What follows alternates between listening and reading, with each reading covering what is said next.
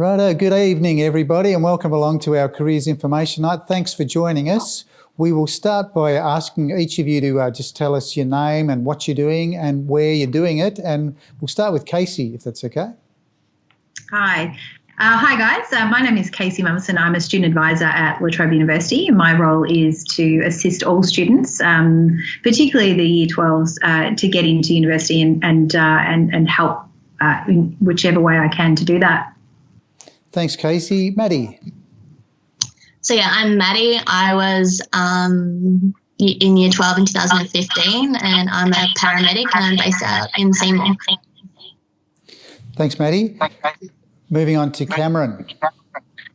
Hello, I'm Cameron Thompson. I'm a member in the Australian Defence Force as a parachute rigger. So essentially just pack parachutes and get a jump out of planes for a living. And I'm working in Richmond, New South Wales. What's the weather like up there, Cameron? Pretty darn cold. Been much the same here too. Let's move on to Jamie. Hi, I'm Jamie. I graduated in 2017. I'm still doing my psych degree at Deakin University. Beauty, Jamie. And is that in Melbourne? No, I'm doing it online from Wangaratta. Okay. And Josh. Hi, I'm Josh. I was graduating class of 2018. I'm currently doing a Bachelor of Science major in chemistry at the University of Melbourne. Thanks, Josh. Now, first question is to our ex-students. So again, starting with Maddie, the question is, some young people at high school got a very good idea what they want to do and where they want to go. I just want to know how you decided where you wanted to go and what advice you give to kids who are unsure and how it's evolved since you left school. Has it changed or are you still on that same pathway? Well, basically I sort of knew when I started Year 7 that I wanted to work in the medical field somewhere. So I used my Year 10 work experience to sort of delve further into that path by going to the hospital in Wangaratta. But yeah, it was pretty much from Year 7, 8-ish that I wanted to be a paramedic. That was pretty much my focus, and that's what I sort of made sure I tailored my subjects around, but also making sure I did a couple that I liked as well. And yeah, basically I went to uni for 4 years and did a double degree with public health and paramedics at La Trobe in Bendigo. And then, yeah, now I'm working as a paramedic, which is really exciting. It's a bit weird, but it's really good. But yeah, I feel like there's not many people that generally do have what they want to do for such a long. But at the same time, I think it's kind of exciting in not limiting yourself to that one particular thing as well, because I have a ton of friends that started in different degrees at uni, or that I know that one of my friends wanted to be a teacher. She did the degree, has come out of it and gone, no, I don't want to do that at all. And she's going back to uni to do nursing. So it really doesn't matter, the time frame or exactly what you want to do, as long as you're sort of just making sure that you're passionate about what you do, and that if it's not something suited you, you get out of that and you just go for something else. Fantastic. Thanks. Maddie, what about you, Cameron? Oh, yeah. Roughly, I knew I was never going to go to uni. Wasn't really a student type, but I was around about Year 10, Year 11 that I decided now I'm going to make Army my career. As well, yeah, I went through Kapuka 2017, 8 weeks. Very, very fun. Met a lot of good friends, still good friends then. I met a lot of ex-uni students. They thought they wanted to go to uni, but then they said like halfway through their degree, they said, no, this life's not for me. So they decided to join Army. So essentially, like if you want to do uni, like go for gold, but it's very your mindset might change through your course. So like Maddie said, like just do whatever you want to do. Essentially, like don't get held back if you don't want to do anything anymore. Just change if you want. So Cameron, you made your choice fairly early, didn't you? And you've stuck with it and you're happy with it? Yeah, I'm very hard. I have no regrets. Great. No, none at all. And Jamie? Well, I sort of I changed a lot throughout school what I wanted to do. I think I started out wanting to be a vet and I ended up wanting to sort of end up being a teacher, a psychology teacher. But I knew sort of from Year 11 and 12 when I was doing psychology as a subject that was what I was passionate about and that's what I wanted to do. But I've had so many friends who have either gone straight into the workforce, done an apprenticeship, or friends that are still, like they've taken on full-time work from their previous part-time jobs. One of my mates has gone full-time at Woolies, and he's sort of like making his way like that. I think it's just important to do what you have fun at, there's so many different ways. Jamie, you graduated 2.5 years ago or so. Do you think you're on a fairly direct pathway now? Do you think you know where you're going and what you're doing with that? Yeah, I think so. Yeah. All right. I've got a plan, but it's changed. It's changed almost every year. And it might keep changing, but you'll work with it. Yeah, exactly. And Josh? I always knew I wanted to go somewhere in science. Really, from very young, I asked for microscopes for Christmas. I was quite young, but I always loved my science and just kept up with it through high school and decided, I'll make a career out of this. Yeah, good fun. Good. Yeah. So, Casey, you deal with people, in Year 12 and beyond. What sort of advice do you give them if they're not sure? How do you steer them or encourage them? Yeah, this is a good question. I think this is the question I get asked more than anything. And just listening to you guys, each one of you, I hear from students every year exactly the same sort of thing. They started in one thing and then they got interested in another. And even you're absolutely right, Cameron, university isn't for everyone. And I think that's really important that parents and students know that as well, that it is a wonderful place to be and you can get great education for university, but there is other outcomes as well. I think what I always recommend to students is a bit like you guys were talking about with, you knew what you're interested in because it's what you enjoyed studying at high school. And I think that resonates a lot with students. If you enjoyed that aspect of science, like you were talking about, then find a way to make a career out of that. If you enjoyed psychology or enjoyed teaching or health, find out what you're passionate about what you're studying at school. And then, like I said, find a career or a degree that will match that. It's also important, I think, for students to realise that it doesn't lock them into something for the rest of their life. A lot of students freak out at that idea of they're making that decision and it's going to be the be and end all forever. And that's really important that students know that that's not the case. You could start in one degree and you could end up in something completely different. My life is completely different to what I did at university. So it's really not the end of the world to pick something that you may not enjoy, and all universities are really supportive in terms of trying to get you. If you start in one degree, we can get you into another one. So I think all I would recommend to students is start having a think about what it is what's your favourite thing to do at high school now, because you will do really well at university if you're passionate about what you're studying. All right, thanks, Casey. I might just ask for a couple of volunteers to answer this next one. When you got your ATAR results or your overall results at the end of Year 12, what happened next? How did you react and what did you do once you got those results? So anyone who wants to jump in? I'll go. Well, mine's easy because I knew that I was going to join the Defence Force. I didn't really need an ATAR, but I decided I've come this far, I might as well just give it a crack. I have something that I finished Year 12. So I did that. I have no regrets at the end of Year 12, but like I said, I knew that I wanted to join the Army and I didn't need an ATAR to join it. So, but I still just, did Year 12, might as well just do all that work for Year 12, might as well just give the interview exams a crack, which I did and have no regrets. So, that's me. Good one. Thanks, Cameron. One other volunteer? Maddie, go ahead. Yeah, okay. So for me, I did the Aspire program through La Trobe. So basically it's an early entry thing that as long as you make sure you meet those particular study scores in English, and I think it was 2 sciences, you basically are sort of guaranteed to get into that degree. So I sort of had that, which took a lot of pressure off the exams. The ATAR that I got was not the best, but also wasn't the worst. So I was pretty much expecting what I got. Which was still also enough to get into the degree that I wanted to do. But basically that just, that was another route for me to be able to get through to where I wanted to go. But I still obviously gave it my best, anyways. All right, thanks, Maddie. So just to follow on from that, Casey, if you could just give us a brief snapshot about how the system and process works once results come out and what happens next in terms of university entries and offers and so on. And to just make it a little bit harder for you, how is COVID-19 affecting that for, the near future? And if you wouldn't mind just talking a bit about early entries, which Maddie touched on there as well. Yeah, I won't be sad to not hear the word COVID-19 anymore. So the way that it works with universities is that we actually do our admission process through two different areas, which is called VTAC or UAC. So generally when you're applying for a New South Wales university, it's through UAC and VTAC for Victorian.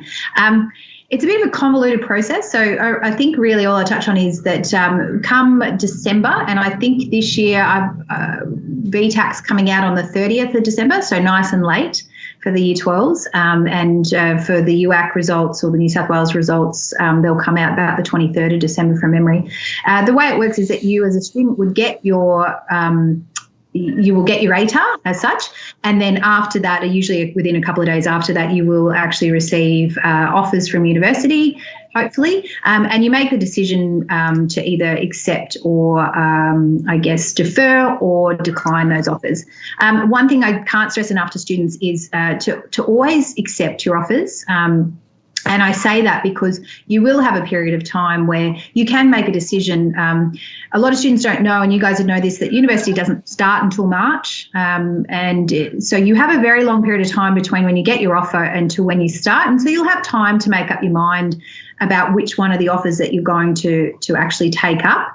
And I say that I can't stress enough to take up that offer just in case for some reason you may not receive another one.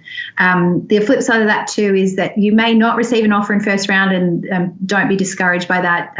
There's multiple rounds throughout January as well.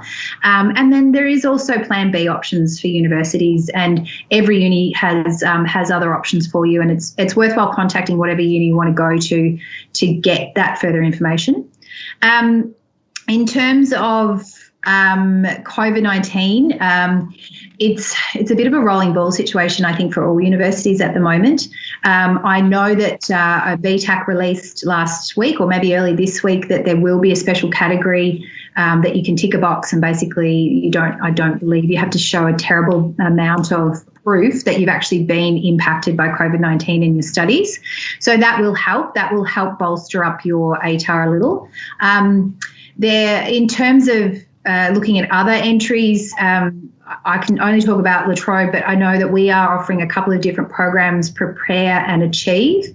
And basically what they are is you can do subjects currently at university to help go towards your ATAR at the end of the year. So if you feel like you can actually do a subject, do a uni subject or a micro subject as such as well, that will help you sort of come the end of the year bolster up your ATAR a bit. So and I know, Madison, you touched on Aspire as well. That is another option for students.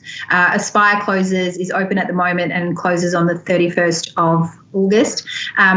It's an entry program based on your volunteering and community work, and so not your academics. It is based on things outside of your academia, and it's rewarding those people who have actually done things other than have done things other than just, working really, really hard at uni, which is at high school, which I have to say is incredibly important. But it sort of helps those people that are helping out at sporting clubs and various different things. I do know too that a lot of students haven't been able to do that work this year, and that is purely because of COVID, and we recognise that, and so we're looking at previous experience in that as well. So so it's a direct application to the university, and you jump on our website and you fill out a 200-word statement and submit your application, and then it'll get assessed, and you may receive an early offer and a reduced ATAR offer in September. And Maddie, that's what you did, and you're very pleased that you went through that process? Yeah, absolutely. Yeah, and, 100%. And Casey mentioned things there that they look at other criteria, not just your ATAR score. What sort of things did you have to offer when you made that application? So basically a few little random bits and pieces, I think. I did a lot of outside of school volunteering for just small little things that were going around, like blood drives and things like that. I started my own dog walking business in Wangaratta. I remember. That's great. Good, and I was targeting mainly, I was targeting families that were, working and that sort of stuff. So it's sort of just trying to be a bit more involved, especially like people that I lived around. And then other than that, it was sort of I was doing some bridging into doing the SES, which I've now been part of for a few years. So, yeah, it was just that sort of stuff. Great. Now, Jamie, with your entry into university, did they look at other things other than the ATAR as well, or was it just all on the ATAR? I'm not actually sure. I think they looked at the ATAR and also the C's application, like looking at that I was from a rural place and things like that. But was there an interview at all or anything like that? No, they just sent me offers pretty much. And what about you, Josh? For those same things? Yeah, pretty much the same thing. You tick your box on your C's application. You just do your ATAR and then you just wait for an offer to come through. Right. All right. Next one's back to you, Casey. A lot of transition from school to university, you're leaving home. In most cases, it's a big step, which means financial problems or concerns, as well as accommodation, residential things. So what are the key things to impart to students for those issues? So this is, I guess I'll talk a little bit about, in terms of paying for university to start with, and that is you pay for university via HECS. Like we're very lucky in the country to have government that allows us to loan money for what's called a HECS help, I think is the official title of it. So basically what happens is when you enrol at university, you'll be asked if you want your fees to go to HECS, and they will. And I don't know if you guys have already started paying off any of your HECS. I know I still pay bits and pieces off all the time. It's just something that sits there, and as you start to earn an income, it slowly comes away. I know some of us probably don't have HECS, which is really lucky. Mine was free. You're one of those. That's how old I am. Mine was all free. University, God, I'm so jealous of that. I'm so incredibly jealous. Look, it's not a huge impact in terms of a little bit gets taken off your pay each week. It's a bit of, it's better than having to pay it up front anyway. And, it doesn't impact on things like loans and all of that sort of thing. So it's just sort of something that sits off to the side. Everyone, if you're an Australian citizen, you are entitled to HECS, which is great. In terms of anything else to pay for university, all of our students I know, particularly at our campus at Wodonga, have part-time jobs. So I think for a lot of people, they think that a regular university week is like a high school day, I guess. They think it's a 9 to 3, 5 days a week. And that's the way it is.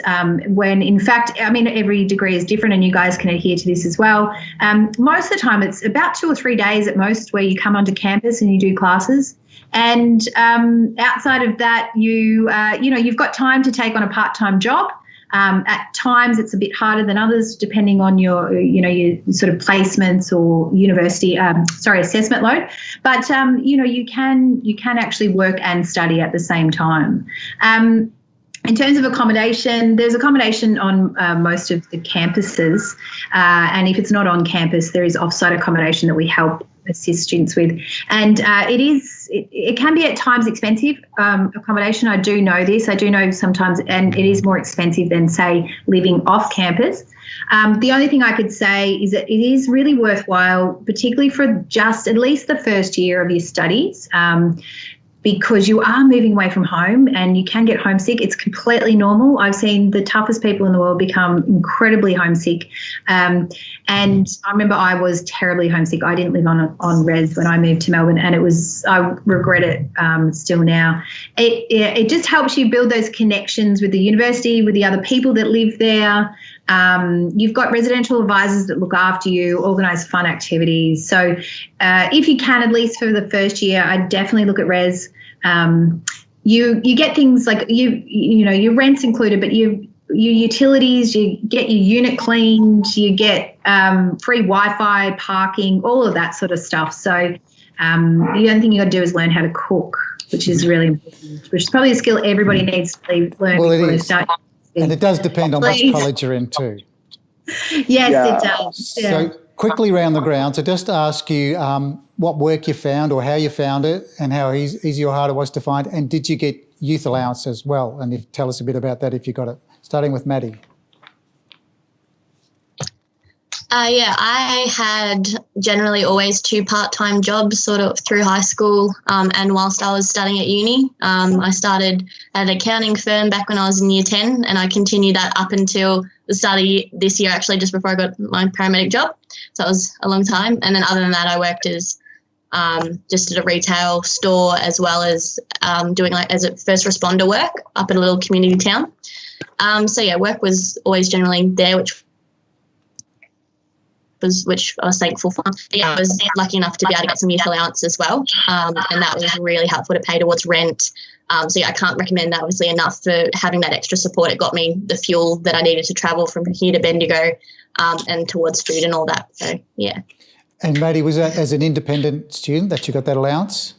No, dependent. Dependent, all right, which is means tested, isn't it? Goes on your parents' income? Yes. Okay. Yes. Yeah. Jamie? Parents' income. Yeah. I took a couple of gap years when I was at the very start. So I worked full time. I found that work pretty easy to get. I've recently just started looking for a part-time job, but that's been hard because of COVID. No one's really hiring at the moment. But I sort of studied part-time online while working, and then just recently I've gone full-time and stopped working. So, but I think it does require a bit of juggling if you're going to work and study, but I think, you just have to sort of be organised. And have you qualified for youth allowance then after working? Yeah, I have, as an independent the youth student? allowance is really good. Yep.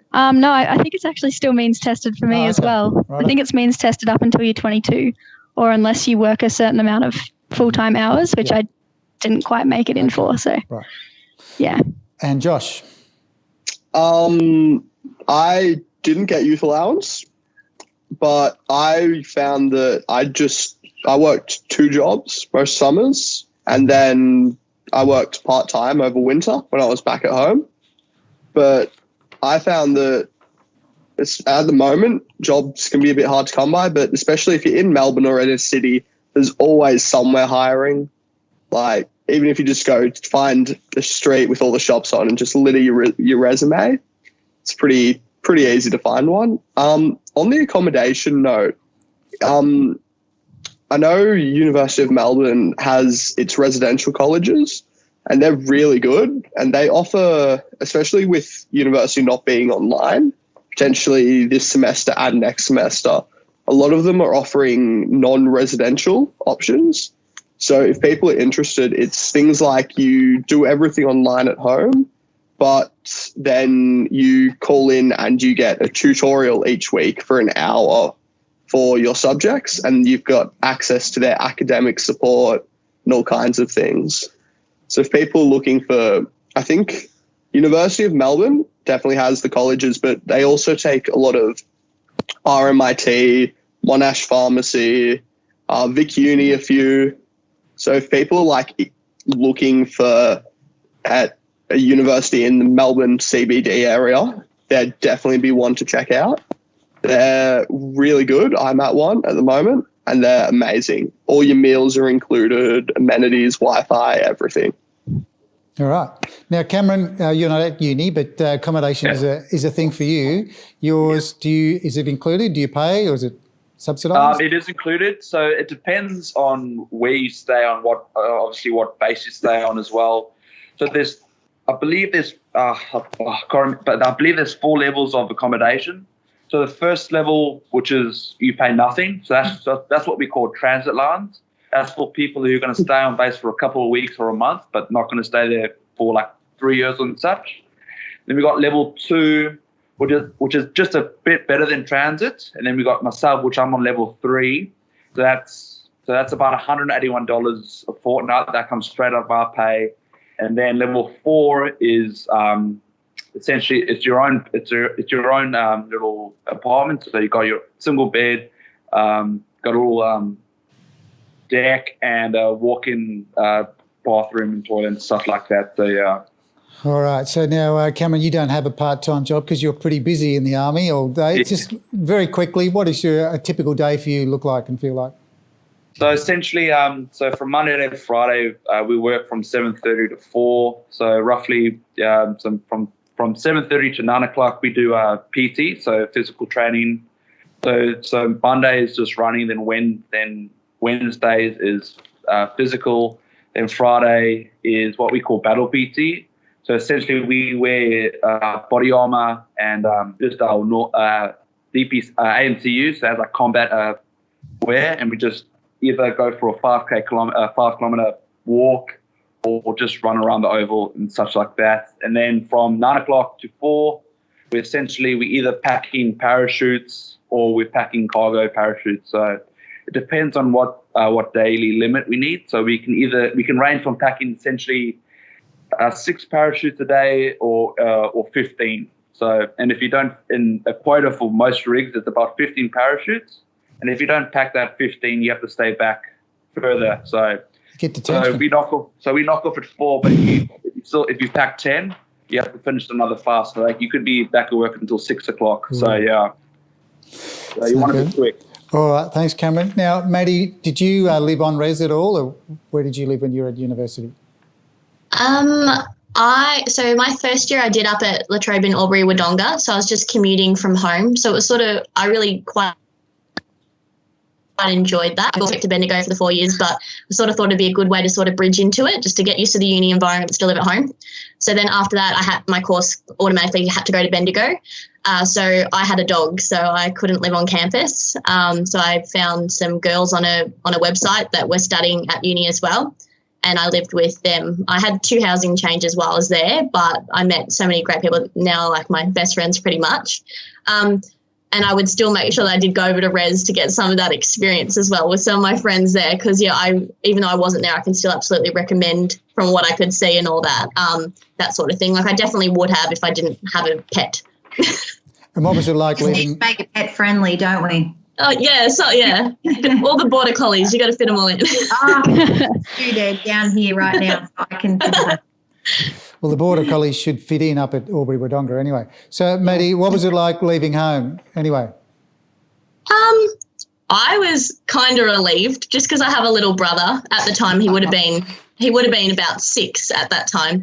So it was kind of nice to be able to, because I was still coming back, I was still commuting, because again, as Casey said, it's generally only like 2 or 3-ish days you're actually on campus. So I just come back for my time off anyway. It's only a couple of hours away. But no, it was good that getting that independence sort of, needed that a little. All right. And Jamie, where have you been staying? Well, I was at home for the couple of years I was working, and then moved to Melbourne for 4 weeks at the start of this year, but then of course came back because of lockdown. Right. I didn't really like Melbourne anyway, so I was long time. Mm-hmm. So I sort of just went down there because my boyfriend wanted to move down there, but then COVID happened, sent me back home, so I was happy about that. And now I'm living in Wangaratta. I've moved out of home. I'm renting with one of my friends from high school actually. So. And Josh? Yeah.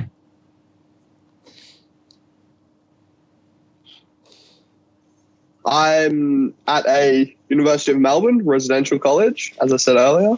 It's really great. All our meals included, everything. 300 of your best friends to live with. That provides some epic parties and some fun times. But yeah, it's great. I stayed down there all throughout semester. We were all open and we were all allowed to stay if we wanted to.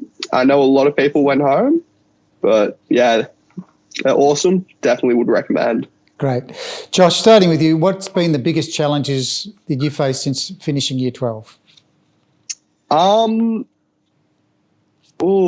Probably moving to a city that I have been to before, Melbourne, but not knowing anyone. It's great because it's a fresh start, but sometimes it can definitely be a little daunting. You turn up on day one and there's, the 10 people from Bendigo who all know each other, and it can be a bit scary, but yeah, as I said, a college, I think, or a residential place would definitely make that easier, because often there'll be an O week or something to get people to bond and connect. But Yeah, that's probably been my biggest one, was just moving somewhere new. Good fresh start, but can be a bit scary. Cameron, same question. Biggest challenge since year 12? Oh, yeah, I'll probably that's a tough one. I haven't really had much challenge. It's just essentially just getting used to not being at home because when I got on the bus to Kapooka, that was probably the hardest. Just saying goodbye to the folks. So first day when I went to Kapooka was probably the challenge, just getting used to everything. But other than that, nothing too bad. Like when I went through Kapooka and stuff like that, I was never homesick, and then so I had no problem with that. So nothing too bad for myself anyway. Mm-hmm. And for you, Maddie? I think just overall navigating adult life in general.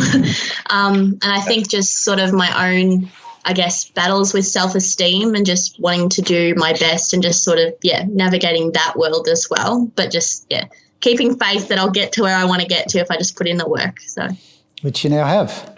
And, I know. and Jamie? Yeah, probably similar to that. Just self-esteem stuff, trying to work out, navigating new friendships and things like that. Mainly the social side of stuff, probably less than the uni side of things. And Casey, what are the sort of things that you see as the biggest challenges for kids at the university level?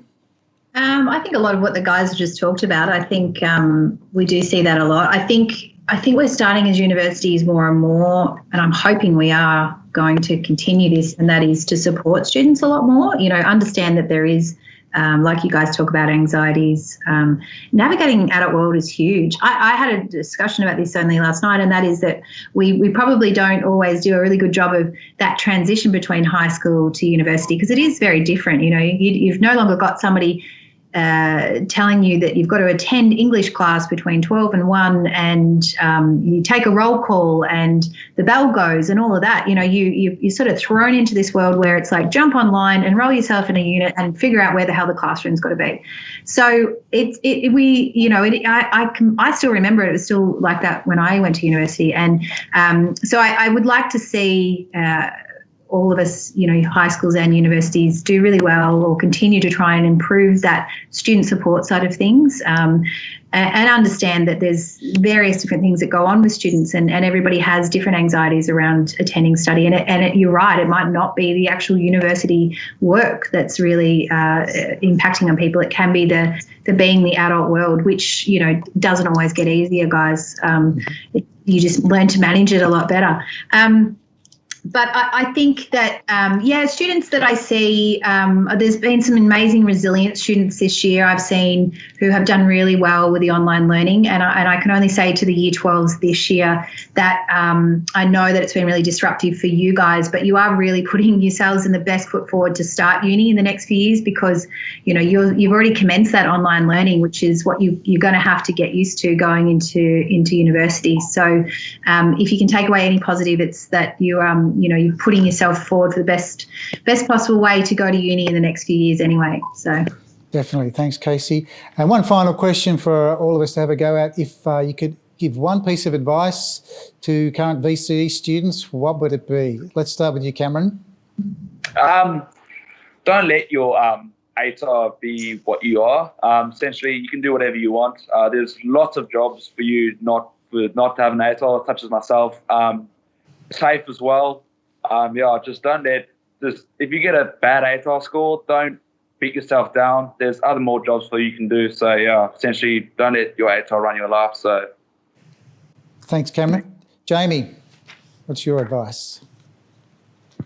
I'd say pretty much similar. The most important thing, because there's so much pressure put on VCE students or it feels like that at the time anyway, from everyone around you, but the ATAR really isn't the be-all and end-all. After, I think, 2 years, it expires anyway, and it's not even taken into account by the universities. So I feel like, and like university, it's sort of, I found it not as difficult as year 12. So I think that it gets easier after year 12, and you don't need to put as much pressure on yourself as it seems. I do hear that a lot, that students who are motivated and organised, they find university easier than Year 12. There's a lot less pressure on a regular basis, I think, anyway. Casey, your advice? Yeah, look, very similar. You know, your ATAR doesn't define you. I don't know about you, Rob, but I've never been asked what my ATAR was, and I graduated 22 years ago. So it really doesn't matter. And you can do, you're right, you can do TAFE. There's plan B options to get into university if that's what you want to do. You know, you can take a gap year, do something at TAFE, come into university later. So, you know, I think it's really important to not put all your emphasis on that exact moment. You know, give it a go. I think we don't congratulate students enough for actually getting to Year 12, which is a huge feat unto itself. You know, like to get to Year 12 and graduate Year 12 is amazing. And from someone who like deals with students coming into university, if you can just do that, that's really a lot of that's 90% of the sort of getting into university is just actually completing that Year 12. So, and that makes all the difference. So yeah, just make sure you enjoy it along the way too. And I'm sounding like I'm a real old person when I say it, because I know people used to say it to me, but you guys would probably adhere to this a little bit, and that is, enjoy high school you can, because you might actually miss it. And I remember leaving, and there was so many parts of it that you kind of miss, like seeing friends every day and other bits and pieces. So as much as it's good to study, make sure you take the time to enjoy the other parts of it as well. So thanks, Casey. Josh, your advice? My advice would be, just because you get an ATAR of, say, 90 or 80 or 70 doesn't mean you have to do the course that requires that ATAR. Like, pick the course that you want to do and choose that regardless of what the ATAR is. You might surprise yourself and you might do really, really well and get in, but also make sure you've got a few backup plans ready to go.